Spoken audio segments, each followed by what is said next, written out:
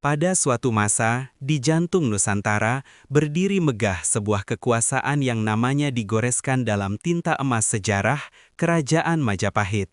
Kejayaannya meliputi seluruh cakrawala, dengan pasar yang ramai, kapal-kapal dagang yang melintasi samudra, dan candi-candi agung yang menjulang menyentuh langit. Sebuah peradaban yang berabad-abad menjadi mercusuar bagi negeri ini. Namun, seiring berjalannya waktu, bayangan kelam mulai menyelimuti kemegahan itu. Cahaya kemakmuran memudar, digantikan oleh kesuraman dan kelesuan. Rakyat mulai merasakan beban berat, pembangunan terhenti, dan semangat persatuan yang dahulu membara perlahan-lahan padam. Para petinggi istana tampak sibuk dengan urusan mereka sendiri, mengabaikan denyut nadi kehidupan di luar tembok-tembok kerajaan. Di tengah kekelaman itu, di sudut-sudut pedalaman dan balai-balai sederhana, tumbuhlah benih-benih kegelisahan. Sejumlah pemuda cerdas, pewaris semangat Majapahit yang tak lekang, mulai merasakan urgensi. Mereka melihat, mereka merenung, dan mereka berdiskusi tentang apa yang telah hilang dan bagaimana cara mengembalikannya. Sebuah kerinduan akan kebangkitan kembali mulai merasuki jiwa mereka. Pada saat itulah sebuah kabar menyebar tentang seorang resi bijaksana bernama Dharma yang berkelana dari desa ke desa, dari kota ke kota. Ia membawa lentera pencerahan, menyerukan pentingnya ilmu pengetahuan, kesadaran diri dan persatuan. Suaranya adalah panggilan yang membangunkan, menembus dinding-dinding keputusasaan, membangkitkan asa yang hampir pupus. Adipati Arya, salah satu pemuda yang paling gelisah, mendengar seruan Resi Dharma. Ia mencari hingga akhirnya bertemu dengan sang resi di bawah naungan pohon beringin tua. Setiap kata yang terucap dari bibir Resi Dharma adalah api yang menyulut semangat Arya, menguatkan keyakinannya bahwa perubahan harus dimulai dari dalam, dari akal budi dan persatuan seluruh bangsa. Terinspirasi oleh Resi Dharma, Adipati Arya segera mengumpulkan para pemuda cerdas yang memiliki kegelisahan yang sama.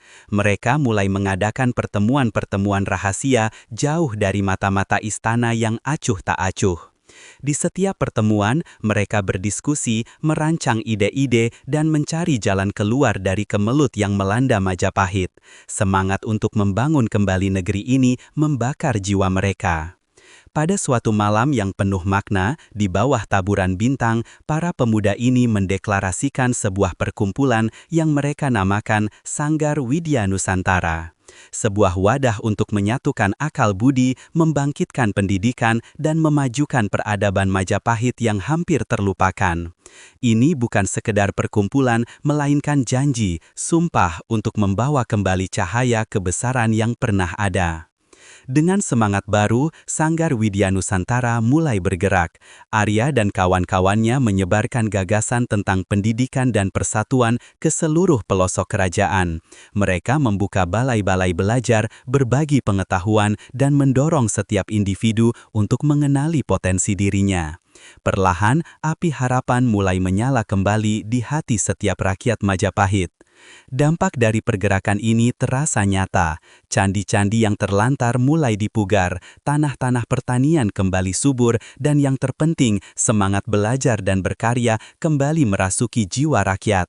Tawa dan diskusi riang kembali terdengar di balai-balai desa.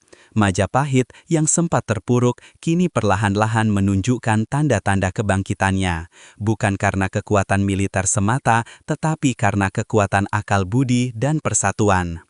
Kisah tentang Sanggar Widya Nusantara adalah pengingat abadi bahwa kebangkitan sejati sebuah bangsa tidak hanya ditentukan oleh luasnya wilayah atau banyaknya harta, tetapi oleh seberapa besar jiwa-jiwa di dalamnya bersatu, seberapa tinggi akal budinya diangkat, dan seberapa kuat tekadnya untuk bangkit dari keterpurukan. Semangat Budi Utomo, semangat kebangkitan nasional adalah obor yang tak akan pernah padam, terus menerangi jalan bagi generasi-generasi berikutnya.